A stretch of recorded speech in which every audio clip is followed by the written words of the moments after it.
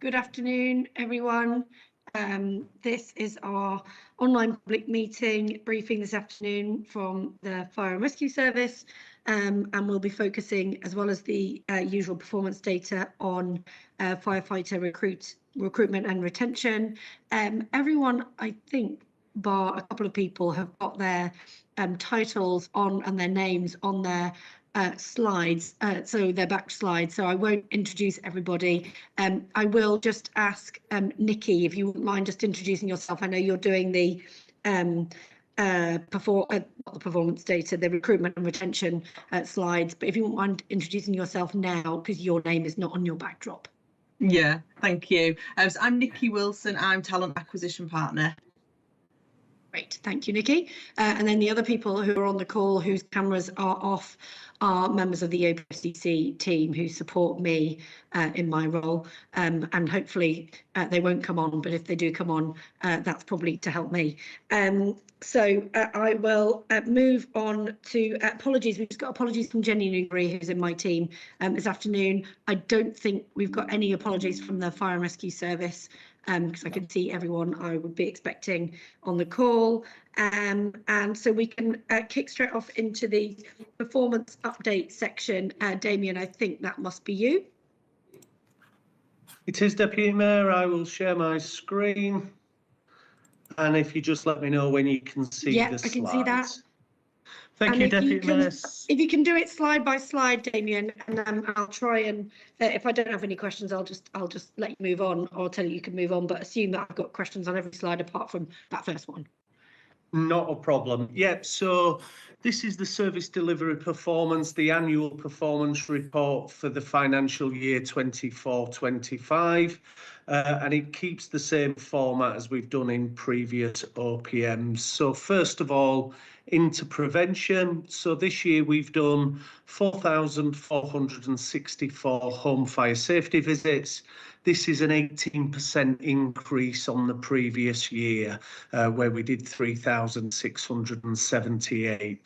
That is 18% of outputs, but I don't think it paints the full story. As you can see there from the figures, we have done a massive proportion of very high and high risk home fire safety visits.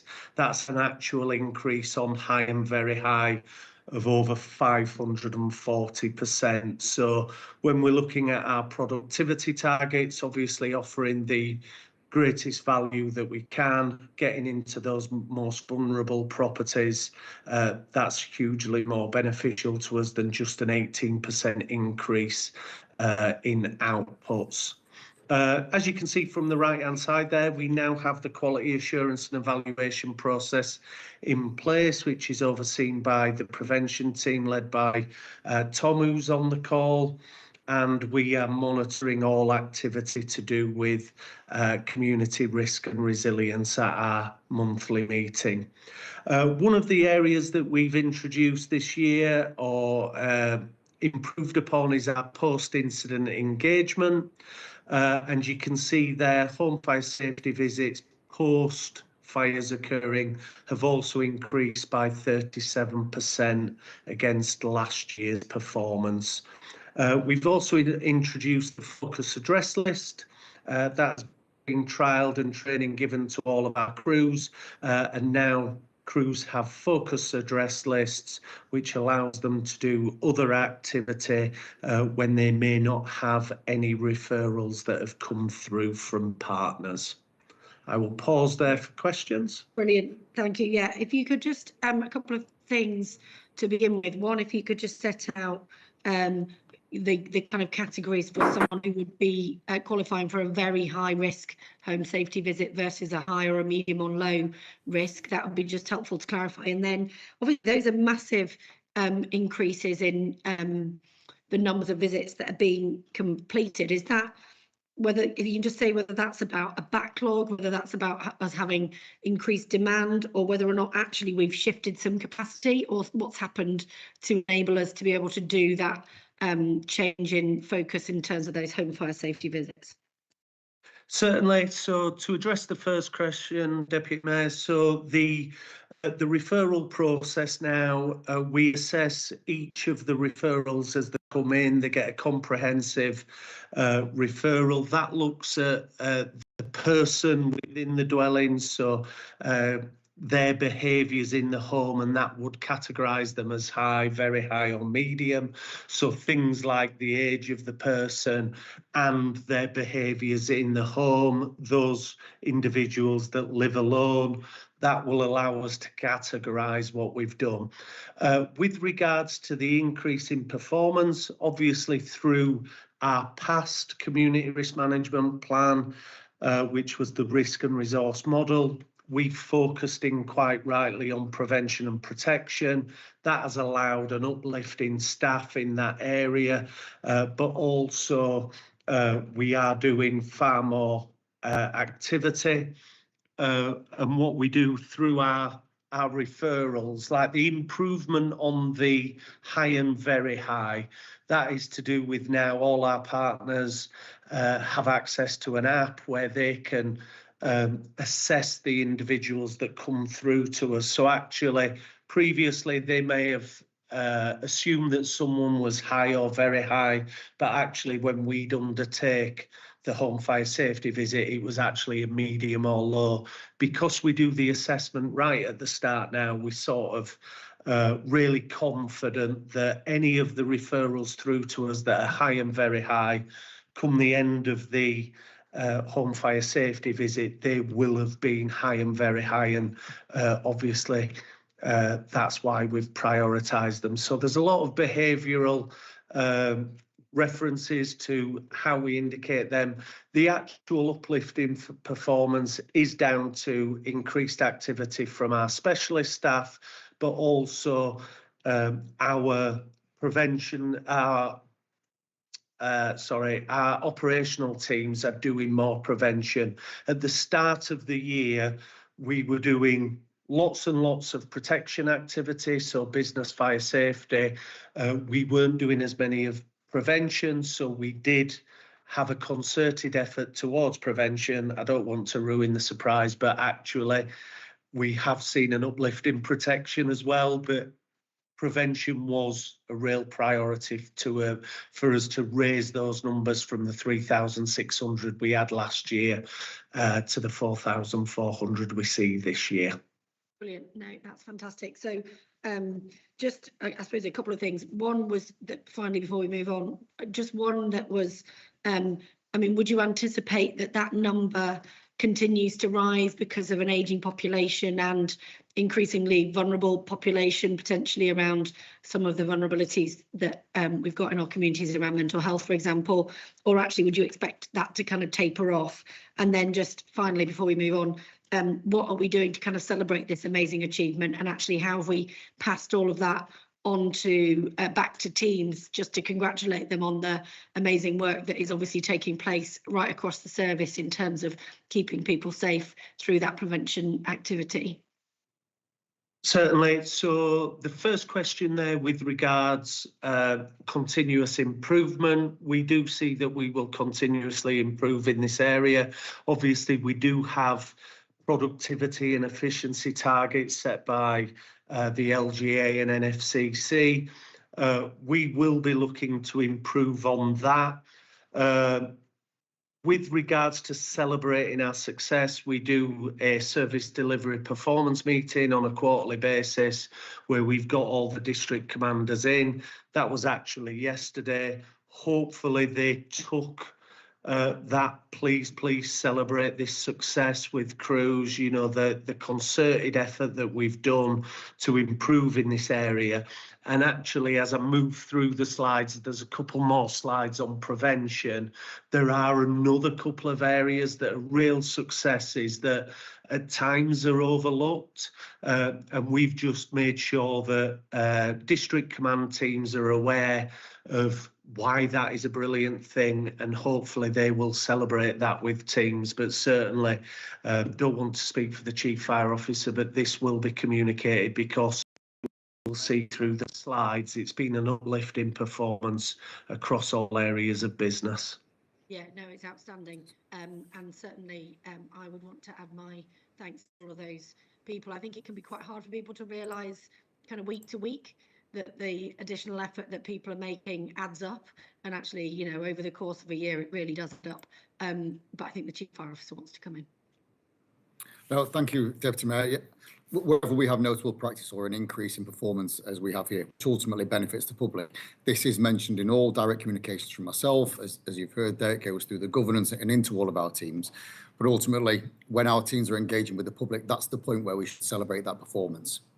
And our crews do that, and obviously now we're seeing that return. And I'm sure, as we'll see potentially in future benefits as well from the HMI and other external reports, the service is doing an enormous amount in this area to improve, and this is recognition of that.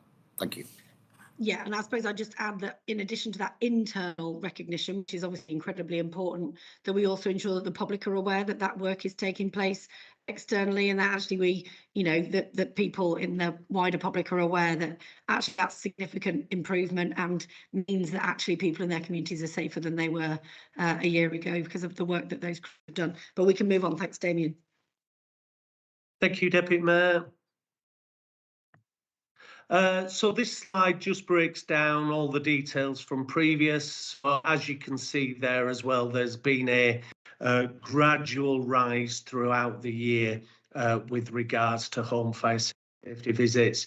As I talked about previously, with the uplift into our prevention team, so all of the training of those new starters, as you can see, sort of from September onwards, we've had a real rise in performance, and hopefully what we're intending on doing is sustaining that performance right the way through into into the financial year 25-26. One quick question. Certainly. On that one, sorry. I think it's December where the dip was on that previous slide. Yes. Is that because people don't want home fire safety visits in the run up to Christmas? And actually, does it mean, it doesn't mean, for example, because actually the other time I would have expected a dip would have been October, November time, when I know crews are actually tend to get called out more and tend to be busier, but actually there hasn't been a dip there. It's just, is it just people not wanting them at Christmas time? It is, Deputy Mayor. So really December, when you look at December, it's probably a 3-week month rather than a 4-week month with regards to prevention, because we don't get referrals. You know, people want to spend time with the family from probably the 24th of December on over that Christmas period. So we do get a reduction in referrals at that time. But actually, as you can see from previous years, that dip is far less than we've previously had. So 358 is a really positive number for a December, given that actually our crews are probably only going into premises for 3 weeks out of that month. Yeah, no, that's great. Thank you. One of the other areas, and this is something we picked up on in the start of 24-25, is any referrals that we have that were beyond their due date. So we do put a time to high and very high and medium referrals to make sure that we've attempted to make contact with those residents.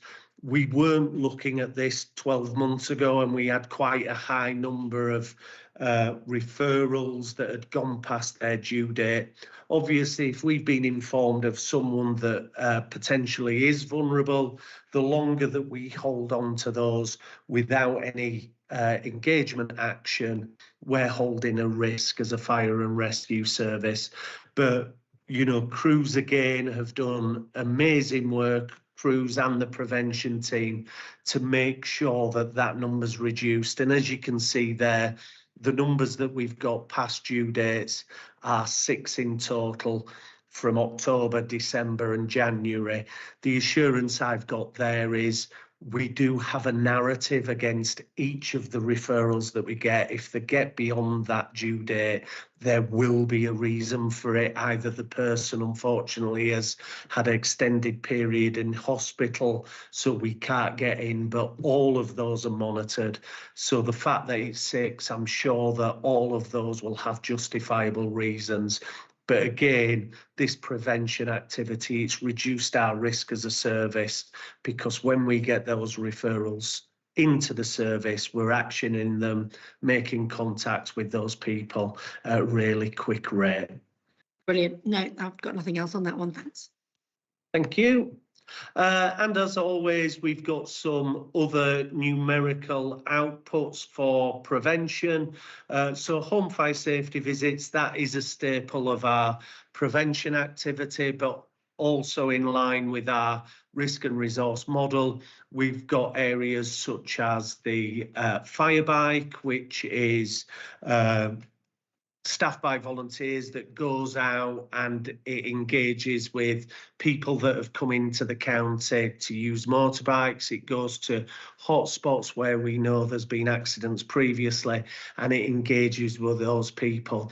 That has increased again. Unfortunately, I haven't got my notes here, but I do believe from yesterday's service delivery performance, last year we had 26 deployments. This year we've had 58. Similar with water safety activity, that has risen also. So across the board, we're seeing from our prevention activity, huge more numbers of activity and lots of good work in that area. And that's both the prevention specialists and our crews out on stations. Great. And just in terms of the wildfire prevention activity, what does that look like in terms of the kinds of activity that would be taking place to prevent those wildfires? Because I know that we've already had a couple this year, even though we're only quite early in the, I guess what would be the season for it in terms of weather. But just what happens there in terms of those wildfire prevention activities, and also just how that wildfire prevention activity compares to previous years? With the wildfire, I'll have to look at that, sorry, Deputy Mayor, and get back to you for previous years. With regards to the activity, some of that is at sites where we have historically have wildfires. And again, it's that engagement, that information, education for people with regards to litter, you know, open fire sources in our area of wildfires, moorlands, for that. And also where we're doing other engagements. So if we're doing events where we're doing galas, we will do activities such as the water flume, where we're providing information on water safety, but we will also then include information on how to prevent wildfires. And on our internet site, there is also lots of information on there where we will direct people to make sure in our areas of natural beauty that people are taking the right precautions to prevent these wildfires. We are very fortunate. Some of our local neighbouring services have far more wildfires than we historically have done, and we see that from the engagement that we're having with residents and people that are coming into our area. Great. Okay, that's great. We can move on. Thank you. So on to protection. So this is our buildings fire safety. Apologies for this slide, Deputy Mayor, because the way that it pulls through the data, the eagle-eyed of our viewers will see that they're not in the same order. So I will take them from the order of this year's so our statutory and non-statutory consultations. So that's anything from changes to building to licensing consultations. You will see that that's increased by over 300. Our performance with that is exceptional. I think building consultations were 100% compliant in the timescales, and licensing consultations it's 99.9%, which does reflect extremely favourably against other fire and rescue services. So we respond to consultations when they come in, and we respond in a timely way. With regards to regulatory activity, you can see there we've had a slight increase. I believe that to be 42, if my maths is right. That is the risk-based intervention programme. So that is us doing fire safety audits in those premises that we determine to be highest risk. Obviously, we have just updated our risk-based intervention programme, but we have met that. So coming in next year, we will have a target against our risk-based intervention programme, because we have committed to visit all of those high and very high sites within a 3-year period. So we'll be able to inform yourself and the public how we are doing in relation to that. The big rise on the figures is the guidance and advisory. So that is requests for guidance and advice, surprisingly, with the title, but that's guidance from members of the public, businesses that our business fire safety teams support. We discussed this yesterday at the service delivery performance. One of the reasons why we have had such a dramatic increase is in changes in legislation.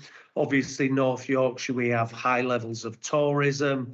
Some of the buildings which weren't previously part of the regulatory reform order, such as Airbnbs, they are now part of legislation. So we've had lots of requests for guidance and information, and our business fire safety team have engaged with them. So as you can see, there's been a 700 count rise on those, but we've been able to respond to all those requests from support from people in our communities and visitors that have come in with regards to tourism.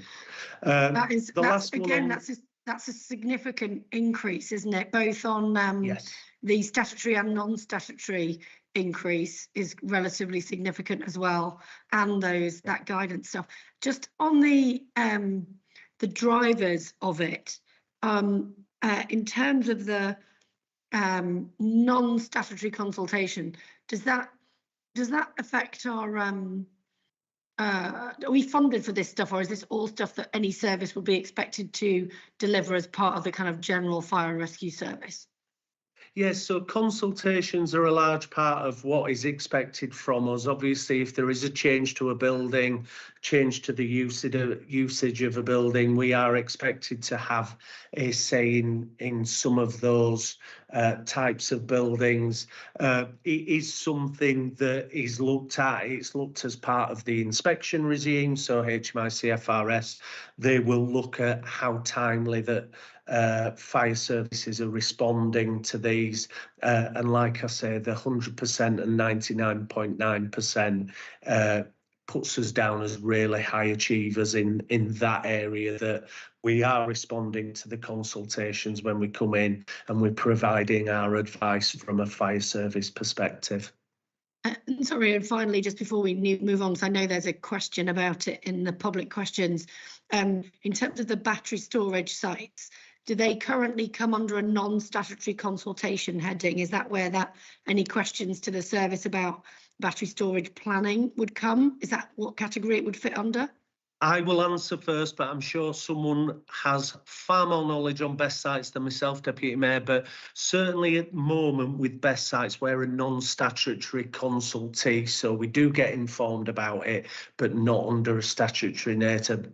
But I will rest there and see if the Chief or anyone else would like to come in on that one. Yeah, Tom, please do jump in for anything. So, Deputy Mayor, we are, as you've rightly said, and I know we've discussed this openly before, we are non-statutory consultees on here. Anywhere where the service is requested to provide advice or guidance into there, we do direct people towards the National Fire Chiefs Council website, where they have given guidance from the fire services position. And our current agreement with the councils is that we will openly meet and engage with the statutory consultee there, so that we can provide an appropriate forum. We are not entitled to provide direct evidence or guidance or anything else direct to individuals or companies as a result of not being that statutory consultee. Thank you. Thank you, that's great. I don't know whether Tom, you had anything else? Come in, Tom.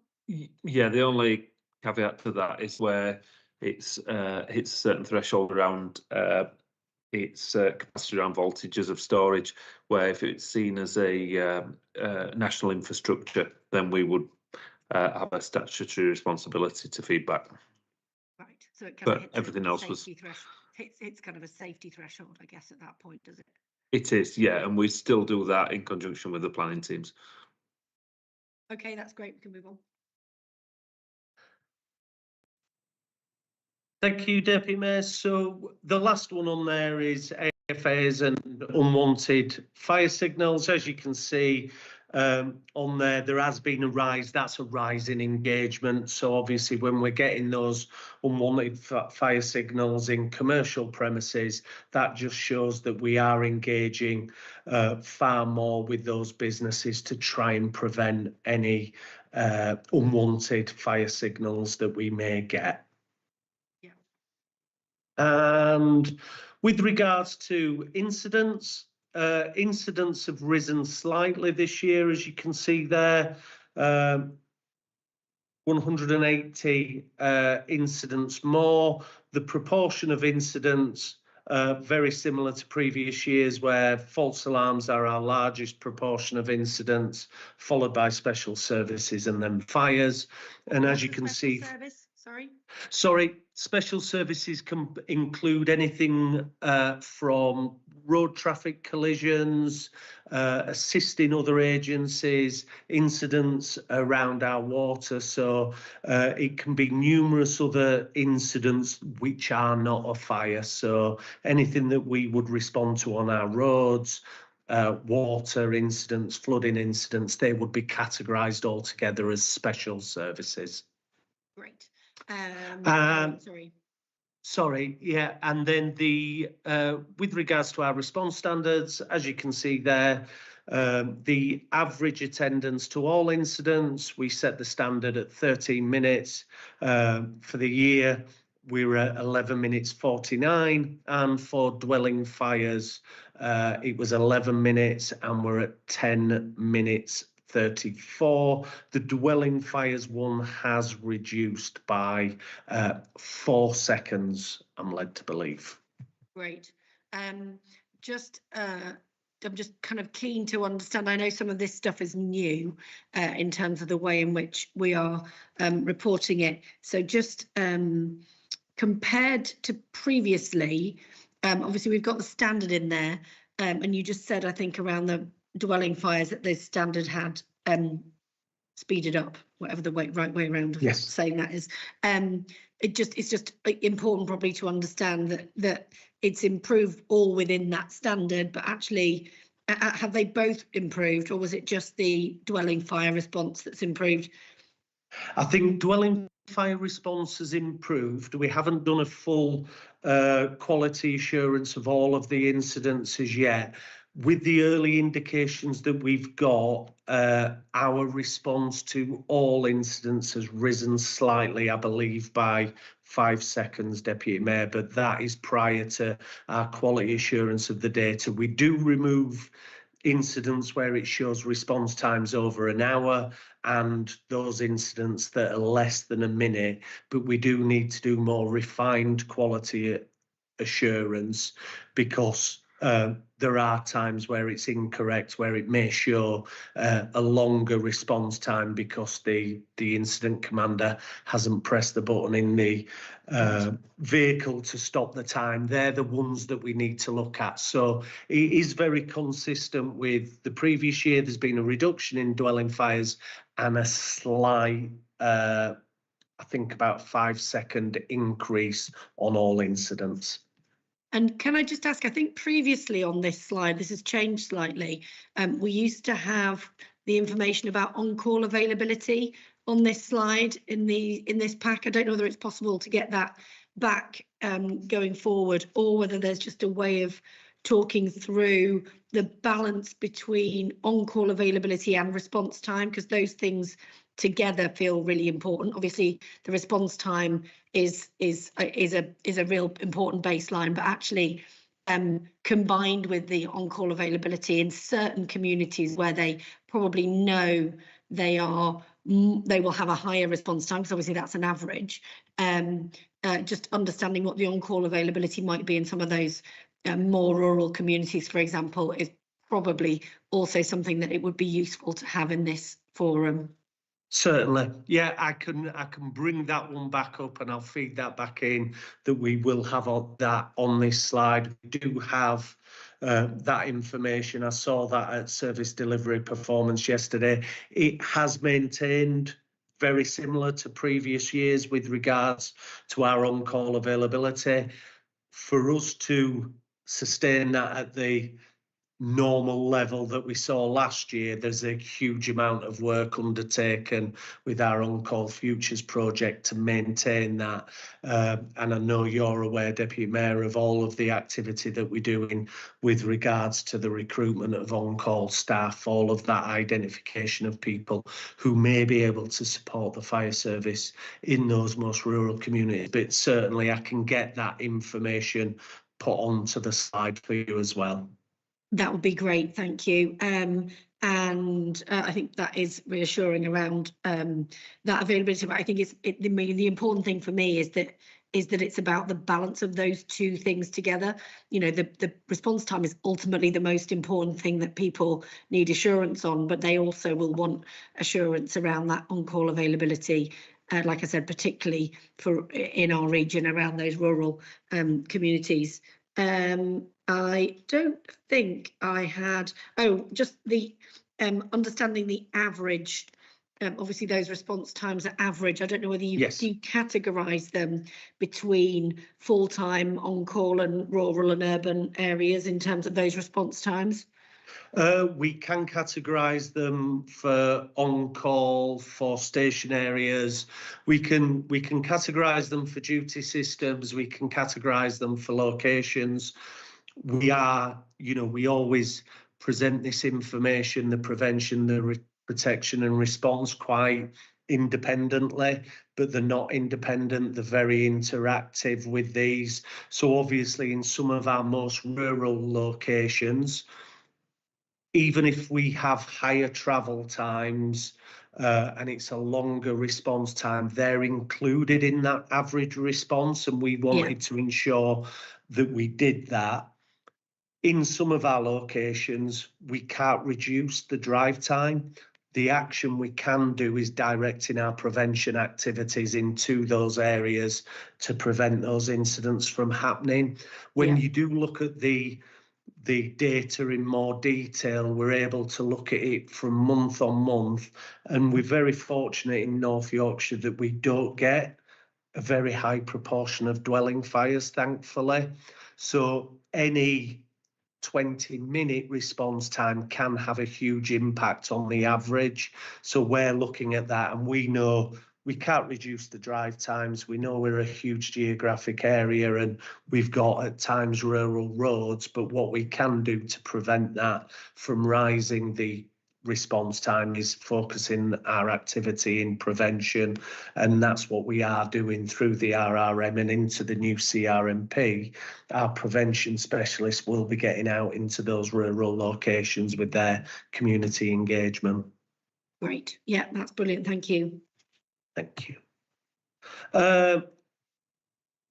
Operational risk information, we go through this each time. So site-specific risk information, which crews go into our premises and gather information to support them in the unlikely event that there would be an incident. As you can see, we have a number there that are overdue. Sometimes this is down to, obviously, we try and work with commercial and industrial premises to get in there. But this was an area where midpoint through the year, we saw that our overdue risk information was rising. We did put a monthly working group together, which was chaired by Tom, who's on the call, and we have reduced that down. We do want it where all very high and higher within day. District command teams are prioritising this, and there is a small 90. We want the key performance indicator is we want 95% of all of the risk information to be in date, but we are focusing on those 4 very high and those 10 high to make sure they're done at the earliest opportunity.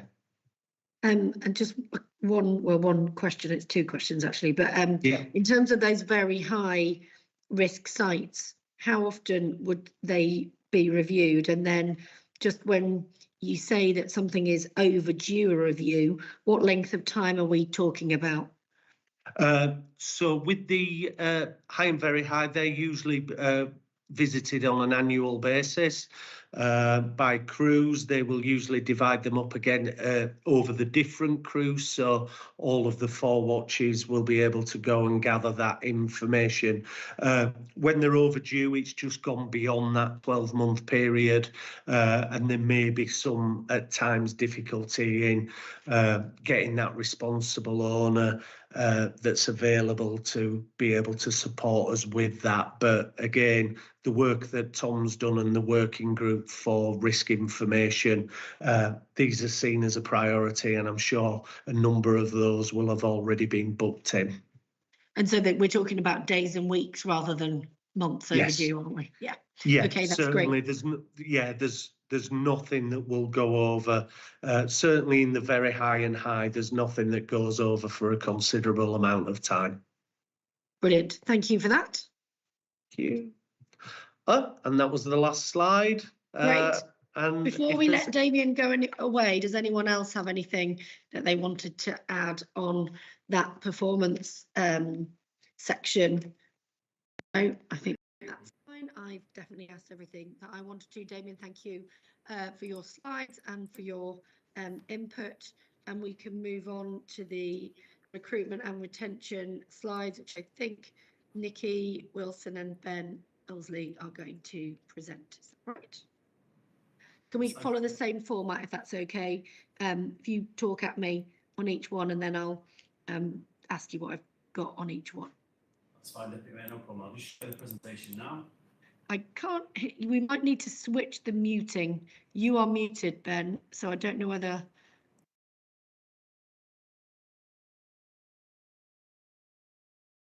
I can hear you, but you're kind of echoey. Apologies, Deputy Mayor, is that better? That's better. Yes, that's much better. Right, I'll just share my screen. My name is Ben Ilsley. I'm the Area Manager for Emergency Response, and I chair the Workforce Planning Board. I'll just allow my colleague Nikki to introduce herself as a loan presentation. Thank you. Thank you. Yes, Nikki Wilson, Talent Acquisition Partner. So I lead our recruitment team. Thank you.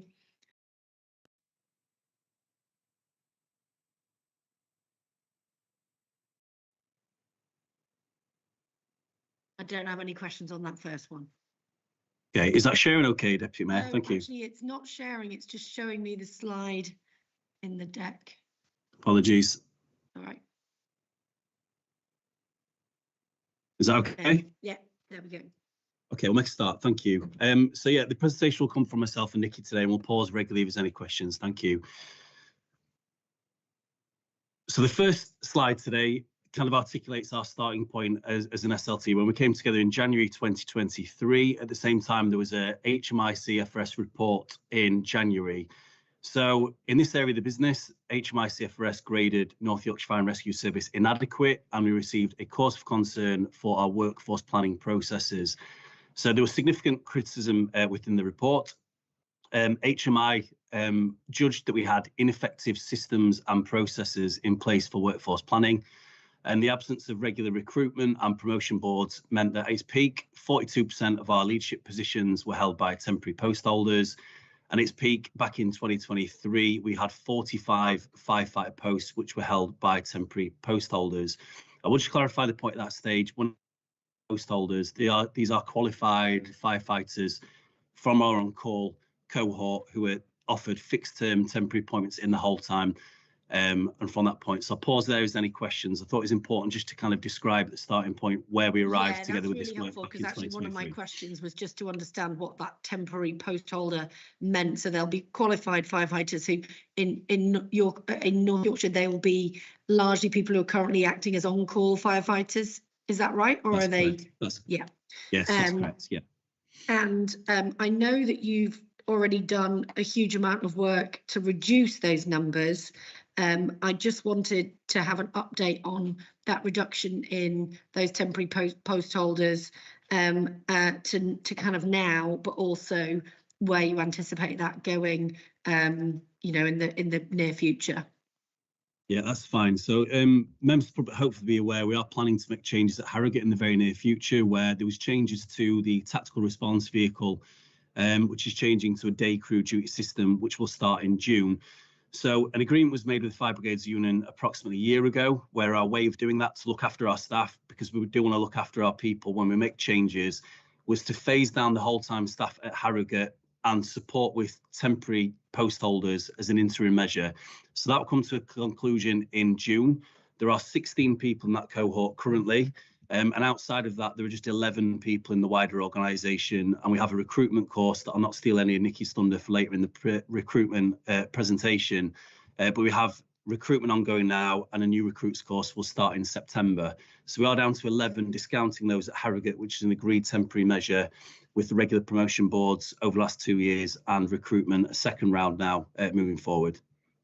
So does that mean that, so counting Harrogate, I think that's about a 42% drop in those temporary post holders for firefighters. But actually, if you factor in that Harrogate change, it's even more than that. It must be more like 60-70%, is it, that drop? It is, yeah. So we've got to a point where there's significantly less than 10% of our workforce that are in temporary posts now. Great. That is really helpful. And what's your kind of aim? What would you say is the optimum position for those? I mean, there's always a level of people transitioning through an organisation, people leave, people start. But what do you think is the kind of optimum kind of target for those temporary positions? I think at this point in time, for me, Deputy Mayor, would be around where we are now. We're trying to be very efficient with our resourcing within our workforce. So when we do bring new recruits into the organisation, it takes about a year to do recruitment. There's a 3-month-long recruitment course. Then it takes a further 2 years to get them fully competent in role. So the way we go about that is we recruit up to our establishment figure rather than creating any inefficient surplus in the organisation till we get to the next recruits course. So other fire and rescue services do it slightly different. And they will, when they bring a recruits course in, they almost like over-establish for a period of time so they get to the next recruits course. We're trying to be extremely efficient with our financial management. So we do need to create the gaps ready for the kind of recruits course starting late this year. So that 11, we're not sure the exact figure we'll look to bring into the organisation later this year, but it will be back to our establishment figure by the end of the year. Brilliant, thank you. And again, I just think it's really important to recognise that that was a position that was 2 years ago, and actually the journey that the service has therefore been on in that 2 years is significant, isn't it, in terms of the work that's taken place to ensure that those post holders are now in it's kind of made more permanent. Yes, agreed. Thank you. We can move on. Yes. Sorry. I should move on, no problem. So the next slide, I'm just trying to encapsulate what I believe to be our kind of predominant recruitment challenges in North Yorkshire. First of all, we are a massive geographical area. We're the second largest service by population area in the UK. We're the largest single county, but there is one fire and service that merged that's slightly bigger than ours. It does mean we've got a massive demographic of people to cover different roles, but quite a lot of them do work in very sparsely populated rural areas, which does, and I'll come on to it, present significant challenges around some of our duty systems. The way that the funding formula works for the UK Fire and Rescue Services means that we do have a comparatively low budget for the area we cover. The main kind of funding streams for fire and rescue services are council tax rates and building rates as well. So if you've got a sparsely populated rural area with few dwellings and a few businesses, the funding formula doesn't work as well for you as a particularly urban metropolis, if you like, moving forward. So we have a predominantly on-call fire cover model.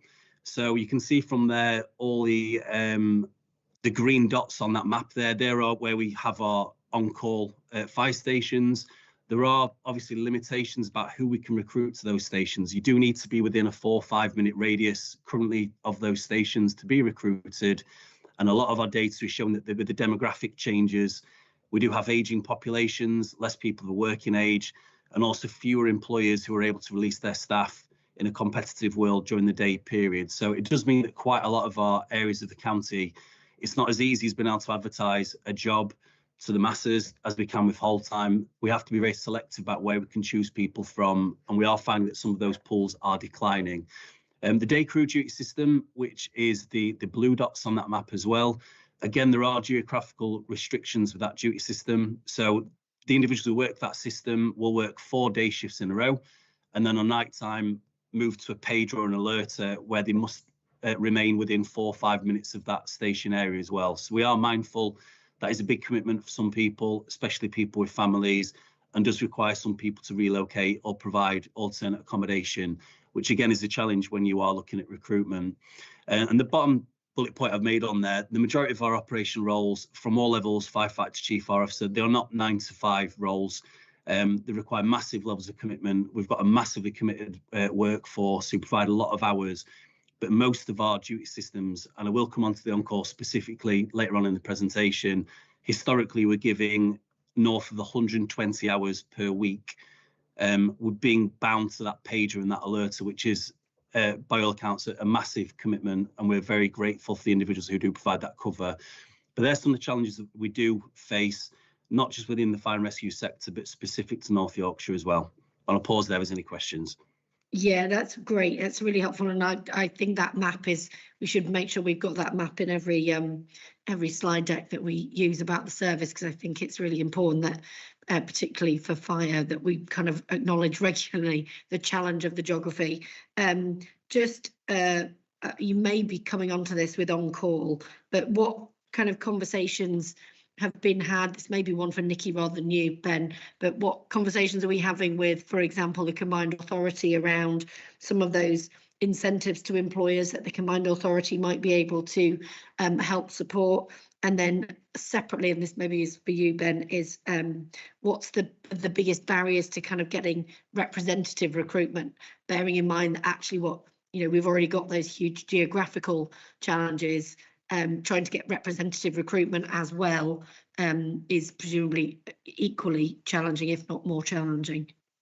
It is. I'll cover the second part if that's okay, then hand over to Nikki and she might cover the first part in some of her presentation. In terms of representation, I think Nikki, when she covers her slides, will be able to evidence the fact that some of our positive action has been highly effective over the last 2 years in terms of balancing underrepresented groups and encouraging more. So we're just mindful, obviously, with the public sector equality duty and morally the right thing to do, is appealing as an employer of choice to all people. It does mean that some people with kind of certain lifestyles, commitments, parents, primary employment may find it difficult to be available to some of our duty systems, but there's been quite a lot of work, and I just don't want to steal any of Nikki's thunder around some of the brilliant work that's been done on positive action later in the presentation. So I'll probably hand over to Nikki there, if that's all right, Deputy Mayor. Thank you. Yeah, thank you.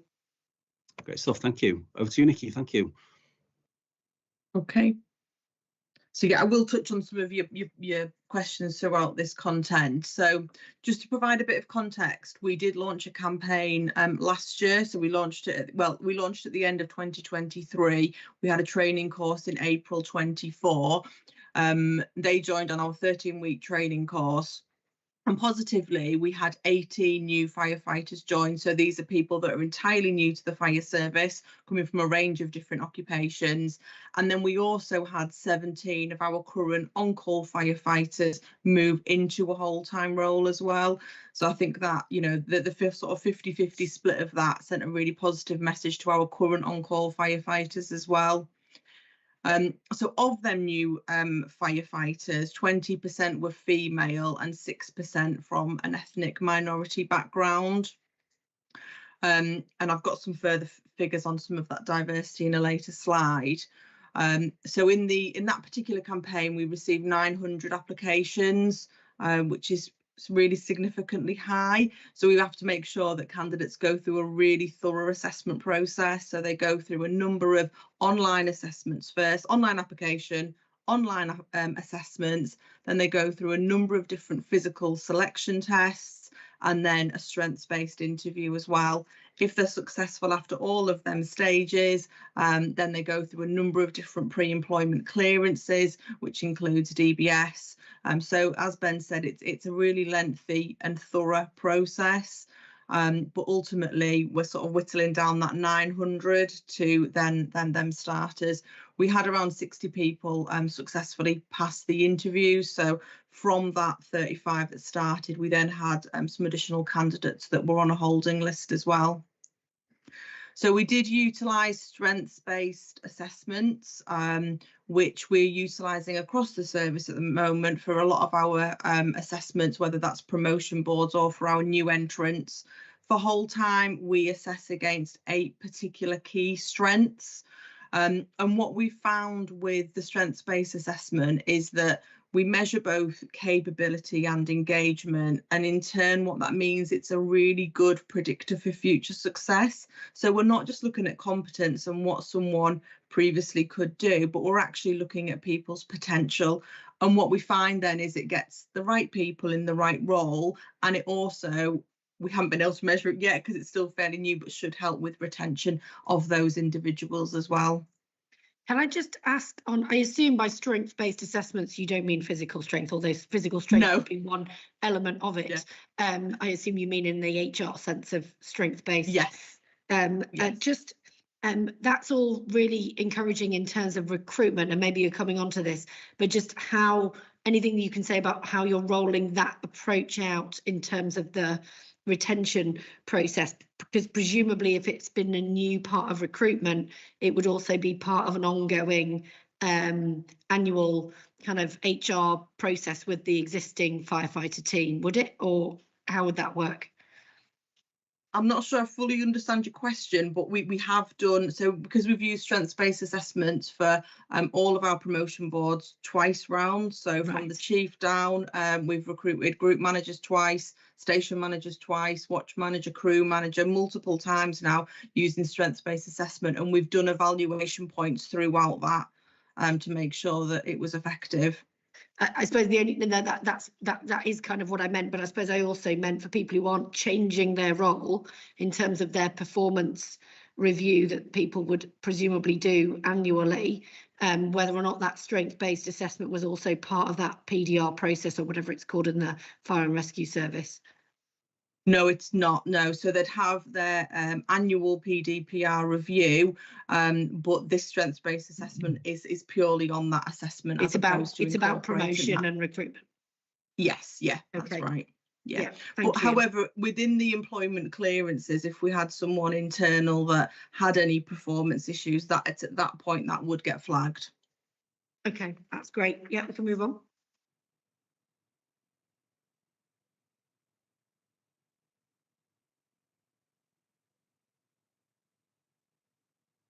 So this year, as Ben alluded to, we are advertising again for firefighters. So the advert went live early January. It was live throughout the whole of January, so a really long application window. Same as last year, applicants then went through some online assessments throughout February, and then we conducted a number of different physical selection tests in April, and we've got our interviews starting next week actually, and then right throughout May. And then candidates that are successful at that point will then go through the pre-employment clearances throughout June and July. Then they've got a month's notice period throughout August, and then the course starts mid-September. And when you say whole-time firefighter recruitment, this wouldn't be, for example, someone transferring in from another fire and rescue service, or might it also include that? Yeah, it absolutely could. So just below, so we got 808 eligible applications, and of that, we opened to those entirely new to the fire service, transferees, and those on call.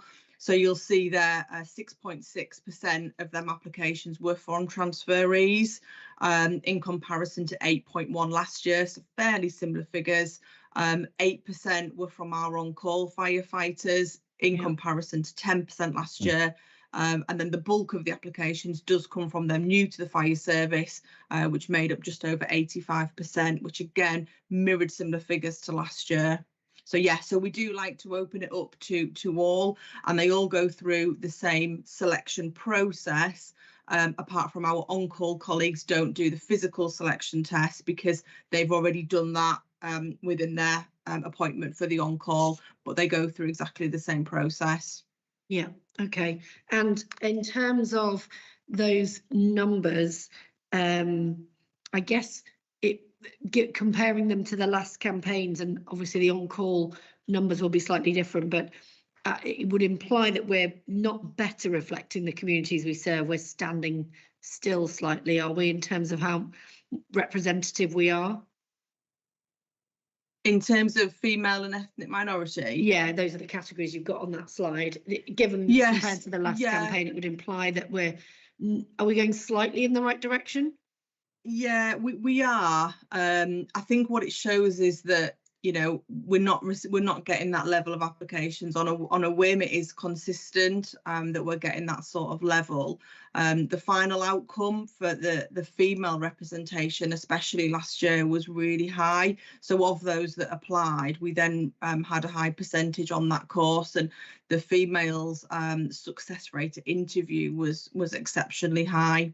And I've got on the next slide some of the different positive action initiatives we've done to try and increase them numbers. Because as Ben said, for on-call, we already have a significant amount of geographical challenges and restrictions. So really, for whole time, this is our best opportunity at trying to improve the diversity of the workforce. Yeah, okay, that's great. Yeah, we can move on. Okay. Thanks. So I feel really proud of all the positive action initiatives that we've done for this campaign and last year as well. We are really passionate about increasing diversity, and we get a lot of people involved in that. So we've got a whole time working group. We engage with our staff support networks, our diversity team, our operational colleagues, ourselves within the talent team as well, really sort of all trying to increase the representation of females and ethnic minorities. So to do that, we do a number of different things. This year we hosted a number of come and try events, days. So this was an opportunity for people to come down to a station, meet the colleagues on the station, and actually have a go at some of the practical assessments. So, you know, climbing the ladder or whatever that might be, just to sort of decide whether it was of interest to them or not. We hosted 19 of them across lots of different stations across the whole region. It's really important that we don't just hold them in one area. You know, we hold them right across the region. All of the stations got involved, and we got, you know, most of them were full. And some of them were specifically for underrepresented groups. So some of them were just for ethnic minority or just for female, which again, we got loads of interest because some of them individuals want to come and ask different questions, or they may be unsure about whether they should apply or not. So they've been received really well. We did a number of different online familiarisation events. So this is an opportunity for people to come along, ask us in recruitment any questions. We had operational colleagues online. So what's it like to be a firefighter? What's it like? Why should I transfer? Also, what's the training like? So this is a really good opportunity for people to select themselves out of the process quite early, you know, helping us get that quality rather than just quantity. Our staff support networks have been brilliant. So they hosted some specific network events. So for race or gender, for example, where people can come along and ask them specific questions. And it was really geared towards that particular group of individuals. We've also utilised lots of different online advertising. So we use a variety of different job boards, but we also utilise NFCC, the Women in the Fire Service. And this year we did a lot of online targeted marketing as well. So real targeted Facebook posts, which yielded some really good results, and also some targeted banner advertising, specifically targeted at ethnic minority and females in specific geographical areas as well. We didn't have any postcode restriction on our applications, as some services do, but in order to try and improve diversity, we had no postcode restriction. So with some of that online advertising, we would, you know, obviously focus on North Yorkshire, but also go to some of our surrounding areas as well. We provide lots of reasonable adjustments for candidates throughout the process. And one thing that candidates have commented on that has probably been quite out of the ordinary is we actually provide a number of different online workshops for people. So you mentioned about the strengths-based assessment, and is that a physical strength or a HR terminology? And what we don't want is candidates to have that confusion before they come for their interview. So we hold strengths-based workshops online for them at numerous different times. So it's, you know, people can actually attend them. They find out what's going to happen at the interview, you know, the format, how they can prepare, what do we mean by strengths, and it's been received really well. We had over 80% of the people that are booked to attend our upcoming interviews have attended them workshops. And we also do a number of assessors. Well, all of the assessors have assessor training, so we do a number of workshops with assessors to make sure that when they're scoring, they're doing it consistently, fairly, they understand the process, and lots of different other internal communications and job alerts and contacting our talent pools. So from the previous year when people applied, we reached out to those individuals and said, you know, you weren't maybe successful last time, you can reapply, and specifically targeted those from underrepresented groups. So we've done a number of different things. We really are quite focused on trying to improve that diversity. Obviously, it can be quite challenging within North Yorkshire to increase ethnic minority representation, but we certainly do as much as we can to try and increase that. Thank you. I'm just keen to, if I can, understand the impact that is, how you capture the impact that those different initiatives have in terms of the outputs at the other end.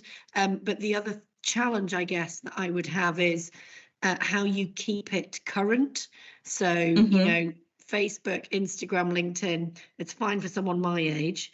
I kind of, you know, if you're under 25, you're probably not using those platforms. You might be using different platforms, which is a challenge from an HR and a communication sense, because you've got to stay on top of the stuff that you might not be yourself on top of anymore, and that stuff moves really fast. So it's just really whether there's anything else the service can do or learn from other services across the country who might be also trying some of those things. Yeah, absolutely. And I think them two things go hand in hand. So when people make an application online, we always ask where did they hear of the vacancy? So then that helps us track where they applied. But we also collect ethnicity monitoring information, so we can cross-reference. Well, actually, we can see that females, for example, were maybe, you know, applied through Instagram, for example. That's not a fact. I'm just giving an example.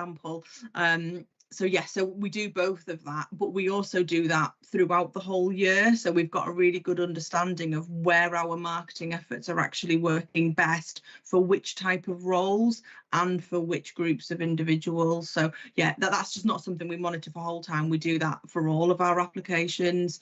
So we've got a really good idea of what approaches we need to take for different roles, but absolutely we need to keep our finger on the pulse. We need to make sure that we're moving with the times, and you know, some of these things we might not have done a couple of years ago, especially some of the online advertising, but we're always sort of, you know, we would try new job boards if we can. The online banner advertising, that was a new initiative that we tried this year. We hadn't done that last year.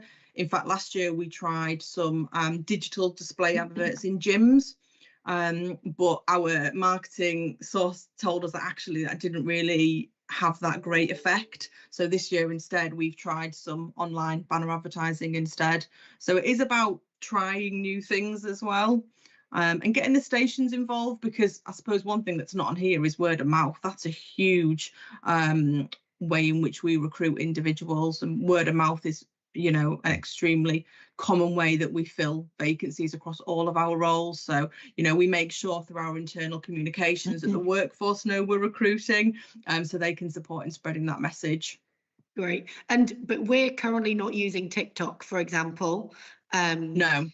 But I think some of the other forces, fire and rescue services across the country probably are. We've tended not to use TikTok, and the main reasons for that is you can't really target it. So it might be seen by a lot of people, but actually in terms of recruitment for a very specific area of North Yorkshire, it's not very effective for recruitment, is what we've found. Okay. So we don't typically do much on TikTok. Okay. But you're right, you know, social media platforms, you know, LinkedIn isn't very effective for whole-time firefighters. For some of our more support staff roles, it's really beneficial. Yeah, that's great. Okay, we can move on. Back over to you, I think, Ben. Yeah, Nikki, thank you. So yeah, hopefully everyone can see, as well as the massive quantity of work that's gone into the last 2 years, 2 full recruitment processes, top to bottom promotion processes, providing all those opportunities, the big quality and innovation that comes from Nikki and her team there, working with our uniform leaders as well. So lots of positive progress, and look forward to seeing what HMIC FRS make of our progress of the last 2 years. I'm just going to touch on a couple of areas specific to the on-call. Just some of the kind of the key headlines of work that we are trying masses of things with the on-call. It is a challenge in different parts of the county, but just to try and explain some of the work that we are doing internally as well. So one of the first things that was done back in 2023, resources kind of move around to allow us to create a on-call station manager. So this is an individual who purely looks at our on-call, meets with them regularly, teams meetings on drill nights and stuff like that, and looks purely at how we can improve recruitment and retention for our on-call. Lots of progress has come out of that team. In 2024, to support the work of that individual, we realigned some of our on-call district teams to work with that individual to create something of an on-call support team, which has proved to be very effective and provide a lot more support to the recruitment teams as well. So as well as that, we've undertaken some catchment area analysis that we'll cover further on in the presentation, allowing us to be a lot more kind of refined in exploring the viability of on-call stations, looking at who and where we can reach people who may be potential on-call firefighters. There's been loads of proactive work going out doing targeted leaflet drops, trying to appeal to new recruits as well, and also have a go days. So that's a bit of a summary of some of the things, and I'll go into a bit more detail. That's great. Just before you move on, just whether there's anything you or anyone else on the call can add in that wider context, just around how we're making our on-call stations, for example, places where it is easier to be an on-call firefighter in those rural communities where we know that we kind of need them. Just whether there's any targeted work taking place around the stations themselves that will make it easier for someone to be an on-call firefighter, or with any particular employers. Yeah, there has been. So what we're trying to do is we developed something last year called an on-call impact assessment. So everyone will be acutely aware there's a lot of national direction in the UK Fire and Rescue Service currently, with recommendations from HMIC-FRS and other national bodies that are wanting kind of additional work to come to fire and rescue services, and additional training standards.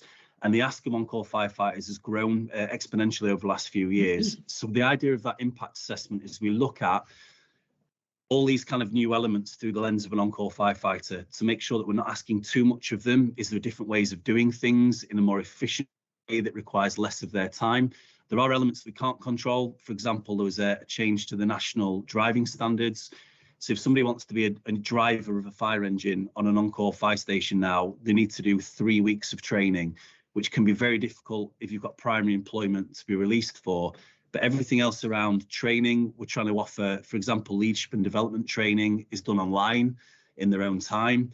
We've had an investment of treadmills coming into the organisation this year as well to help them maintain their fitness as well. And we're trying to do a lot more things moving forward as well as I will cover new changes to pay agreement that gives a lot more flexibility for on-call firefighters as well. Brilliant. Thank you. Yeah, can we move on? Thank you. So I mentioned earlier about targeted analysis. So the map on the right hand side shows one of our on-call stations, which is Summerbridge. Appreciate it's quite small there. But what we're trying to do now is be very targeted with our data. So the red, we call them isochrome, is a mapped area that shows all the areas that are within reach of Summerbridge Fire Station within 4 minutes. So what we can then do is look at how many households do we realistically have to try and recruit from. And targeted data looks at what is the demographic of people living in those properties as well. So rather than doing kind of mass recruitment, we can be really refined through social media, through letterbox drops as well, and also explore the viability of expanding those footprints in the future. And what does that give us in terms of a larger catchment area and more people to recruit to be on-call firefighters? Obviously, that needs to be balanced against response times and turning times. But we need to look at it on a case-by-case basis now to make sure we are giving ourselves the best opportunity to provide on-call fire cover in those areas. So I'll just move on to the next slide if I may, Deputy Mayor, just shows that in slightly more detail. So you can see from that slide there, the expansion, if you move from 4 minutes to 8 minutes at Summer Bridge, allows you to go from approximately 600 properties to more than 2,000. So we are looking at, is there viability on a case-by-case basis of looking slightly wide and accept the fact there'll be a slightly slower response time, yet have a fire engine on the run that otherwise wouldn't be, and look at in a lot more detail around recruitment and retention as well. I'll pause there. Just so I understand the difference. So is that the total number of households in the 4 and 8 minute, or have you already taken out, for example, people over 60? So yeah, so this is using something called Mosaic, a data set. I know Mosaic. A grand index that shows different kind of groups, people together in different groups. So the map on the left side, which is our 4-minute isochrome map for Summer Bridge, has 664 properties as a grand total. On the right hand side, if it was to be expanded, I'm not saying we would go as far as 8 minutes, you would grow it to 2004. But what you can see from the kind of the index there, without going into too much detail for this forum, it kind of groups different demographics of people together, and we then use data to try and help us understand which are more likely to want to be on-call firefighters, depending on whether they live in that area, what age they are moving forward as well. So very targeted and refined evidence to make sure that any individual who could potentially be interested and available to an on-call firefighter, we're reaching them moving forward. And is it, might you potentially have a situation where you have a turnout time that is a daytime turnout time and a wider turnout time that is a nighttime turnout time? So, for example, if someone lives in that 8 minute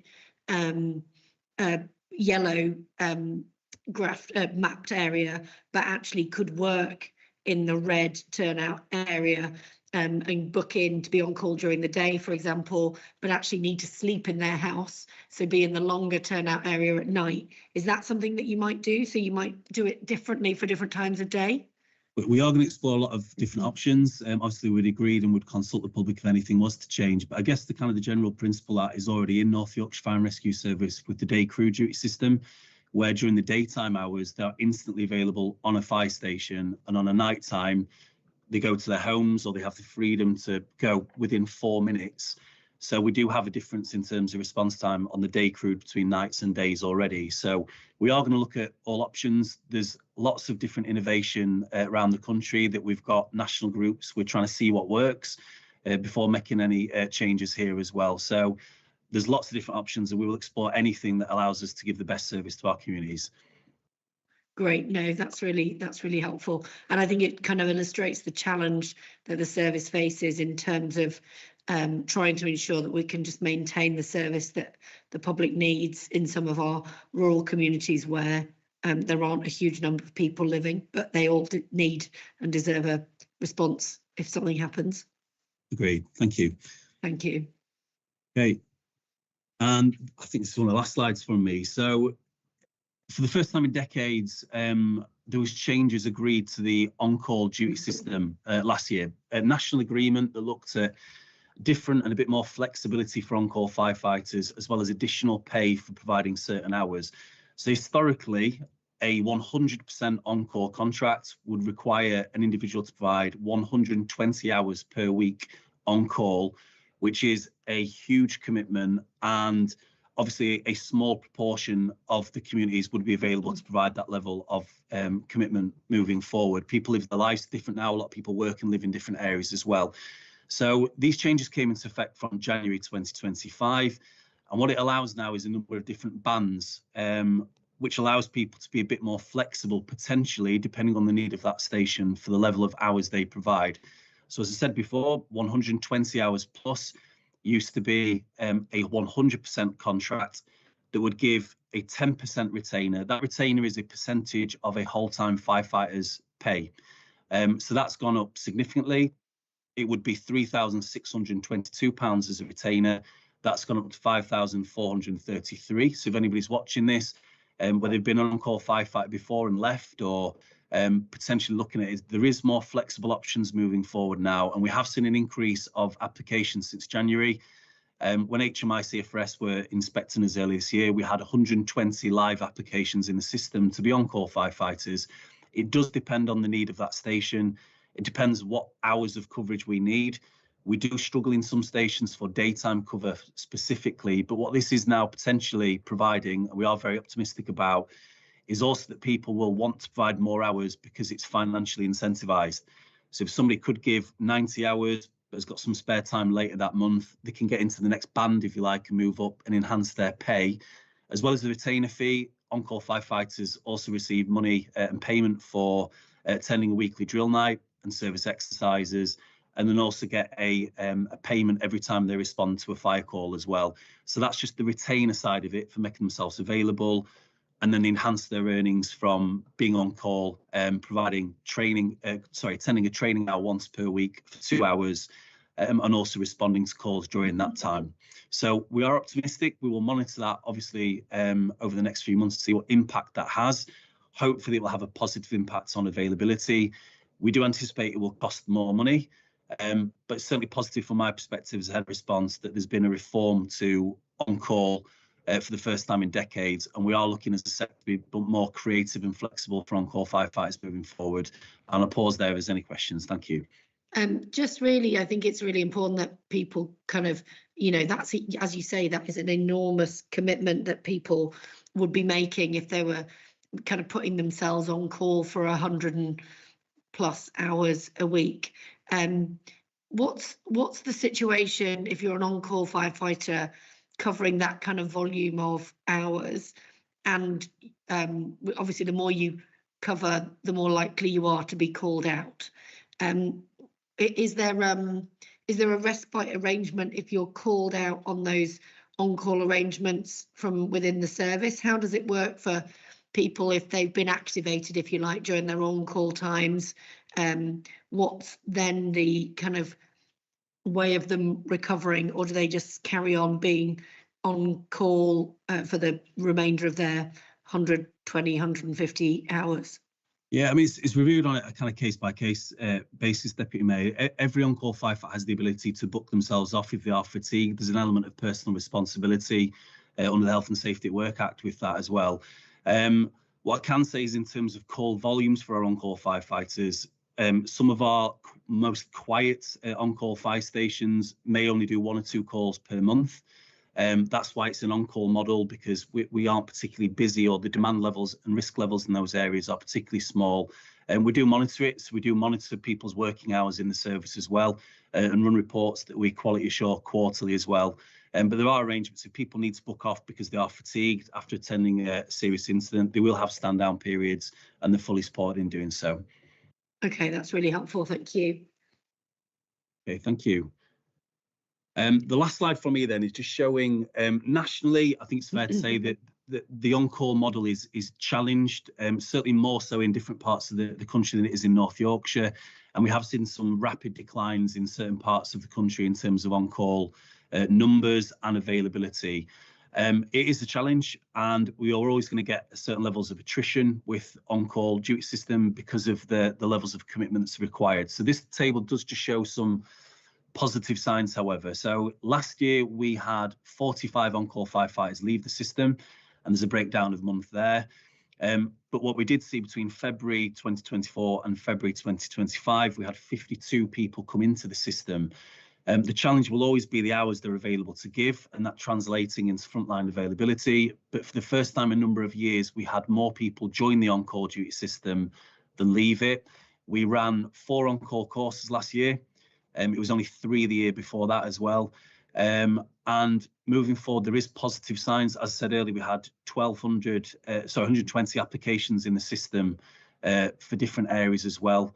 And it is positive. It's too early to say whether any of this has been the impact of the changes to the on-call hours and contracts, and the flexibility is there.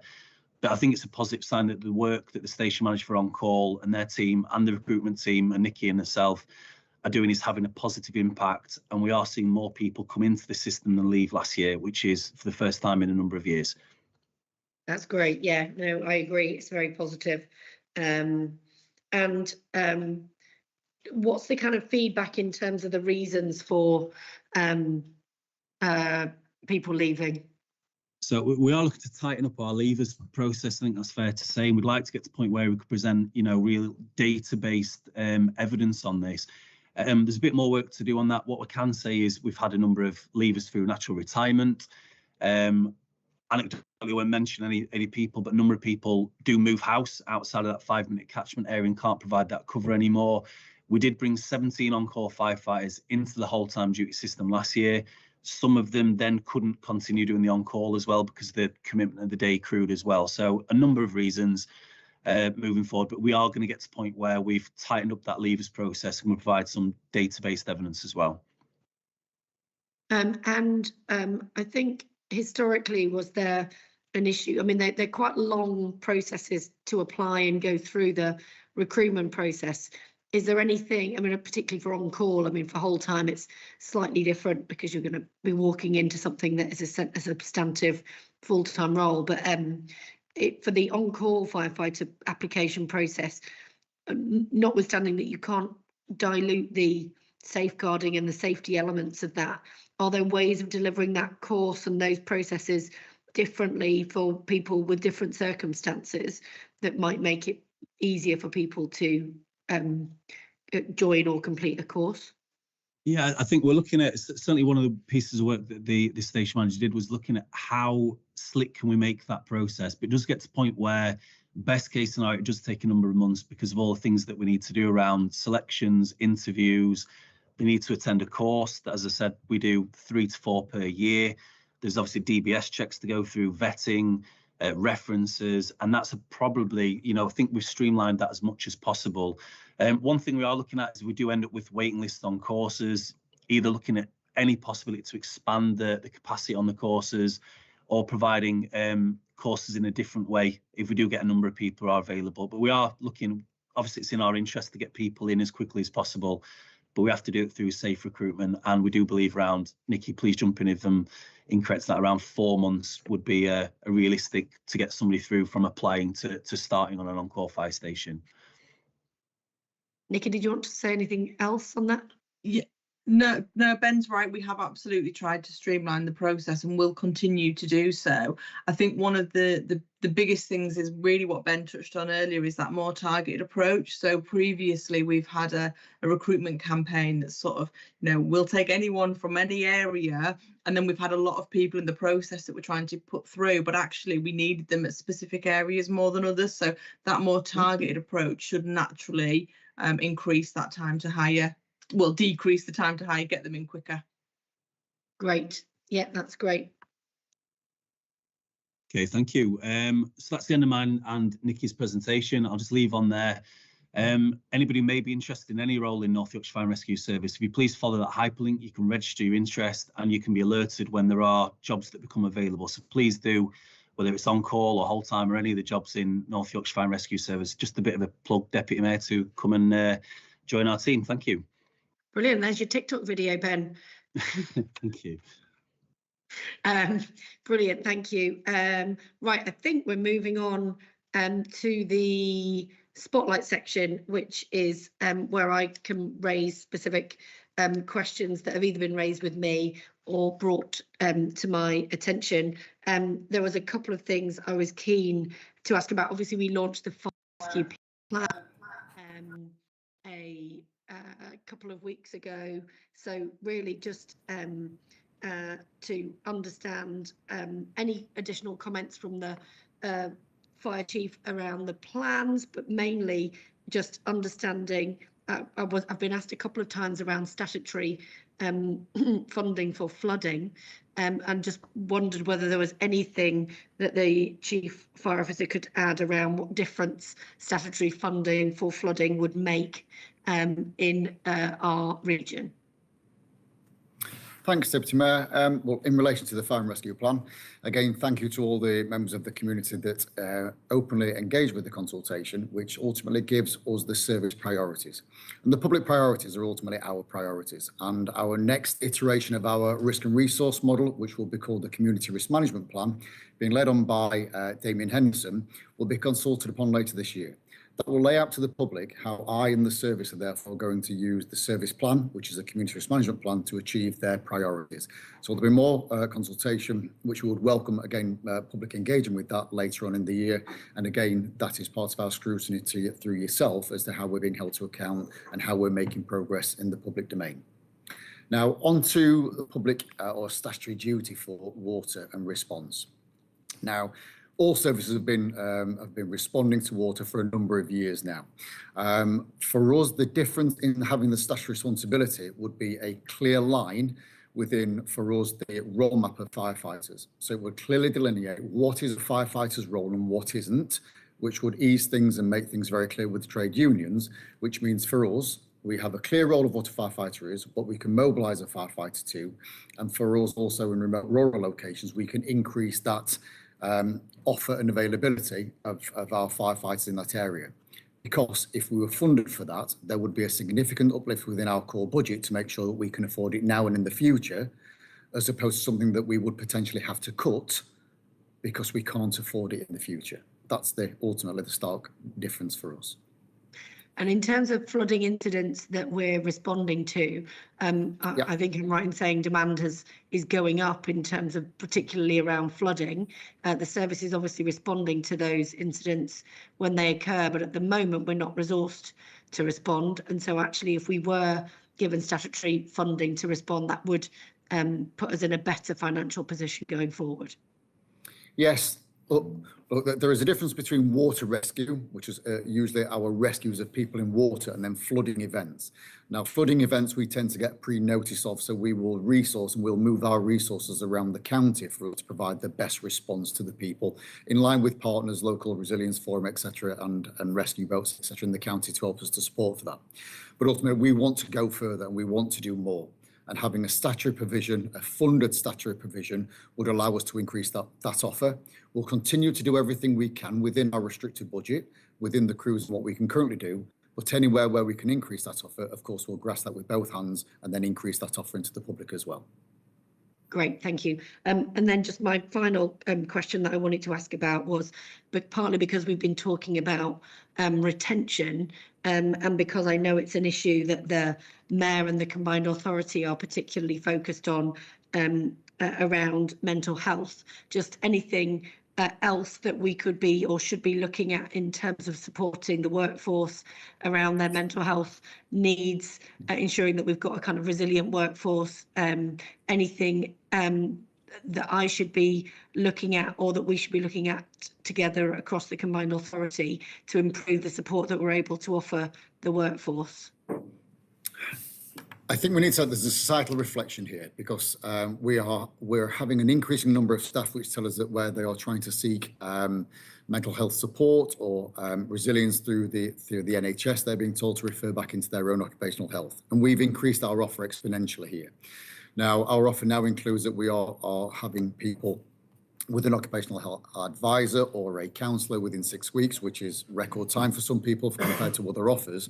And we're continually improving our offer internally. So we're strengthening the occupational health offer, we're strengthening the wellbeing offer, and we hold a number of courses, either in person or remotely, so that people can access this on days off or any other way where we can make it available.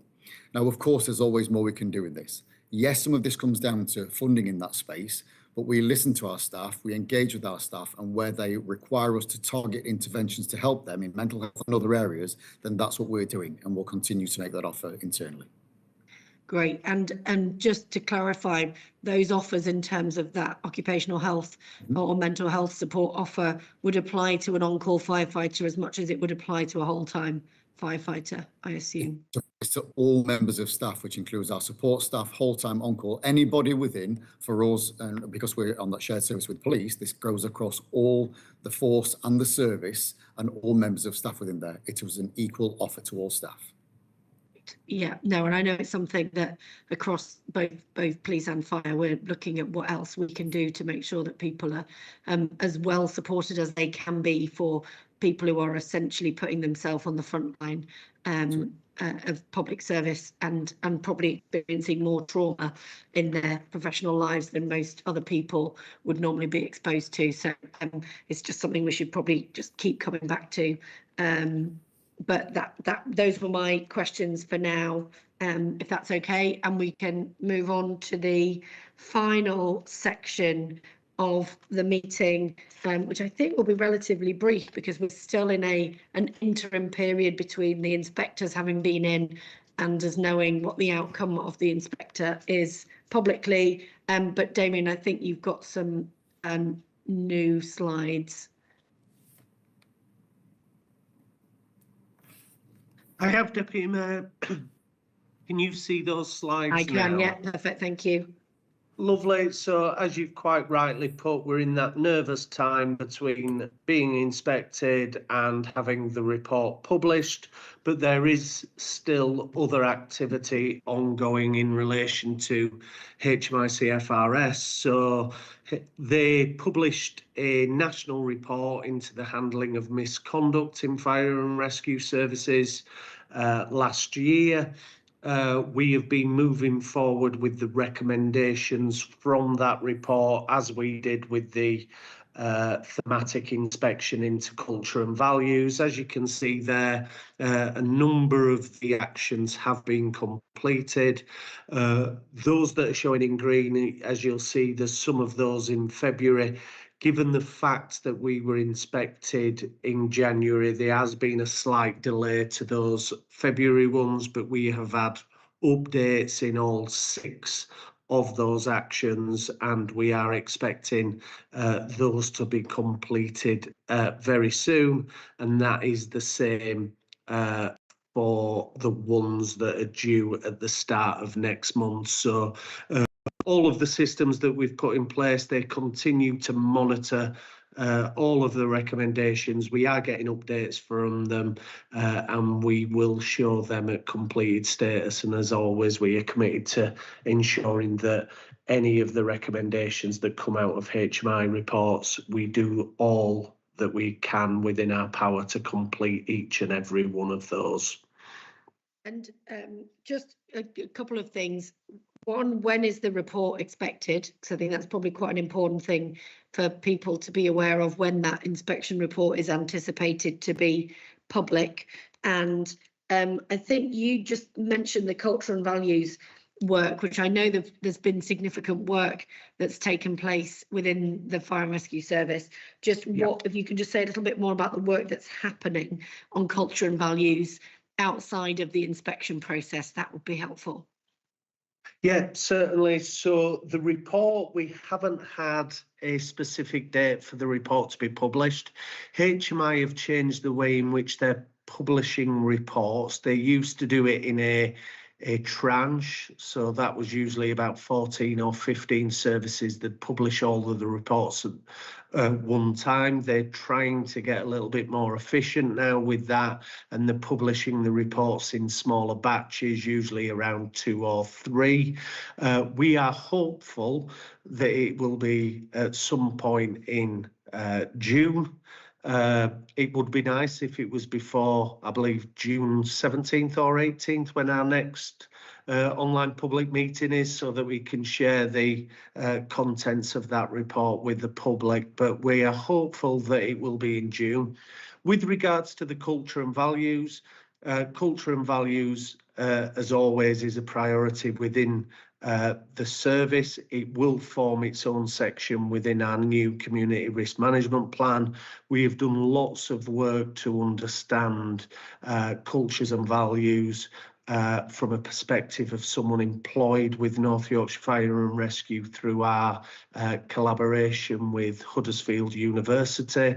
They're well on the way now with the Framework for Change project, and shortly will be issuing us with the report, which I'm led to believe is a 100-page report.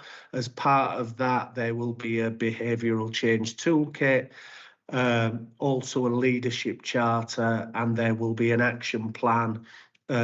This project has been led by the workforce. As a strategic leadership team, we have sort of stepped back from it until the point when the action plan is brought forward, we will then take ownership of that action plan and ensure that all of those areas that have been identified from the workforce and through the academic research undertaken by Huddersfield University, that we make sure that over the period of the next CRMP that all of those actions are addressed. I think we have shown huge improvement. The culture and values recommendations that came out of the HMI report, I think there was 35 recommendations. We responded and implemented all of those recommendations, sending that response to the HMI, and we've had no further sort of requests for other activity on that.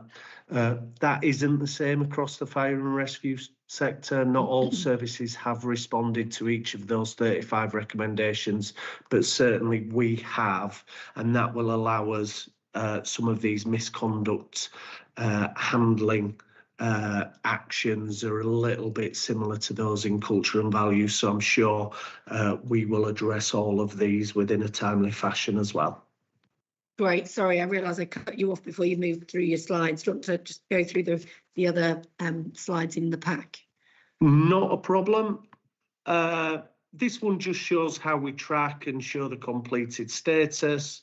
The next part, which is probably the part of interest, is NYFRS have launched their monitoring portal for fire and rescue services. So any area for improvement, any national recommendation or any cause of concern recommendation will now be put for each service on their remote monitoring portal with HMI. They have had this for police for a number of years. It's now been carried across to fire. We are in a really fortunate position, Deputy Mayor, that given the high number of areas for improvement we had and the recommendations, we've got a really comprehensive way now of tracking all our areas for improvement, ensuring that we've got evidence assigned to each of those recommendations to demonstrate how we have addressed each of the areas that have been identified through any report. So all this means for North Yorkshire is we'll actually be doing that in collaboration with HMI. We'll be putting the evidence on their site as well as our own, but the processes that we've put in place over the last 2 years set us up really well to be able to sort of respond to this portal. You can see there's a number of levels. Level 4 would be if you've got cause of concern recommendations, those significant ones, areas for improvement, and the national thematic recommendations will probably sit under level 3. That's how we've been working currently, where we have through this OPM forum sort of said we've now set everything to a completed status. We will just be doing that on HMI's portal. If they require anything further, they will feed back to us what they may need. But given the responses we've had from the culture and values recommendations, we make sure that we've covered everything before we put something at a completed status. So we're really confident that the systems we've got in place will go across to this new system very, very easily. And presumably going forward, we would also continue to monitor those inspection requirements through these OPMs as well. Yes, certainly. So with regards to our internal governance, the HMI specific meeting that we chair, that will continue, hopefully with far less areas for improvement and hopefully no recommendations similar to what we had in the last report, but we will continue to track them internally and present any of the information on how we're improving to yourself through this meeting. Absolutely, through this meeting, and then just to reassure the public in terms of the assurance, there's the process here. There is then a separate process by which I am held accountable via the Police Fire and Crime Panel, which is set up which is a group of the councillors and other representatives who hold me accountable and would also look regularly at our kind of inspection requirements if they're depending on what they are, but regardless actually of what level we're at, we would still be something we'd be looking at regularly. That's great. Was there any more slides on that there one? was just one more slide which shows when we're anticipating that report, which is June/July for the report. Obviously, anything that comes out from HMI, we do know that we were one of the last services to be inspected, so we expect that there may be changes to the inspection activity for the next round of inspections. Obviously, we will update the public on what any of those changes are through this meeting as well. Deputy Mayor. Brilliant. That's fantastic. Thank you. That's really helpful. And as you say, it would be helpful if we were in a position to share the outcome at the next OPM, but we may or may not be. It's not in our gift. Right, that's brilliant. Thank you for that. Now, I think we have a couple of public questions, which we will just on. Yes, so I already raised the battery storage issue briefly before, but we've had a question from Elaine around the response that the Fire and Rescue Service is able to give to planning applications that involve battery storage. This is something that the Chief Fire Officer and I have had a number of conversations, both between ourselves, but also with the two planning authorities of the two local authorities as well. She's asking about the account taken around the debate, about the data and the concerns around that, but also how we're going to respond to future applications in light of what her perceived risks. But I don't know whether, Jonathan, there's anything we can add on that question to reassure Elaine about the process here and where else she might want to raise concerns. Firstly, Elaine, thank you for the question. Genuinely, please do not underestimate in any way, shape or form that the service isn't taking this seriously. It absolutely is. As a non-statutory consultee, and that isn't something the service hides behind in any way, the final decision ultimately rests with the council planners.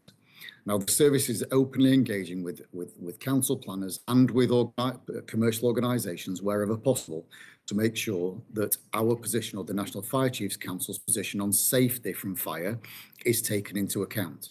Now, that includes public risk and the ability of the service to respond into those risks in that specific area. So we do feed back into those proposals, but again, ours is not the final recommendation to accept or decline a planning application. But I and the team are wholly committed to making sure that we have an equal voice in that space, to make sure that residents, any concerns that are raised to the service are once again fed back into the council planners, and that wherever feasible, the councils take into account the National Fire Chiefs Council guidance, interpreted by us and with advice and guidance, to make sure that that then ultimately feeds into their final decision. We'll continue to do that, and we'll continue to, wherever possible, and with the support of the Deputy Mayor, raise the point around the position of the fire service being a statutory consultee. If Elaine would like any further information, then I'm happy for Elaine to contact either myself or a meeting with our protection team. It would be with Tom for us to explain our processes further. But again, as a point of assurance, we are doing everything we can. We do take every application seriously, and we ardently make sure that our voice is heard in response and how our potential to mitigate or extinguish fire in that scenario and provide public protection. Yeah, and I'll just add in reassurance to Elaine that this is something we're very aware of. We are in conversations regularly with the two local authority planning departments, partly to ensure that the service is able to mitigate the risk, but also to try and get ahead of some of the planning processes so that we can actually identify places where it would be the most safe to have these facilities, rather than just being responsive to applications when they come in. So we can try and just make sure that we're identifying the most safe options from a public point of view, as well as responding when the applications themselves come in. But thank you, Elaine, for your question. I'll move on. I think we've got a question from John in Brotherton. Yeah, brilliant. So there's a question about the precept and emergency response to Brotherton and Byram, which John thinks comes from Pontefract and how we therefore, whether or not residents in Brotherton and Byron are justifying paying their precept charge. I'm not sure that will be factually correct, so I don't know whether people want to just comment on the accuracy of the question as well as the wide point around arrangements with neighbouring fire and rescue services. Thanks, Deputy Mayor. Well, actually, this leads into a point I was going to mention on response. I mean, ultimately, with the budget we have and the geography that we have means that we cannot make decisions to provide everybody with an equal response around the county. So our publicly consulted upon attendance times means that they are an average into our areas, which includes our remote and, super remote rural locations.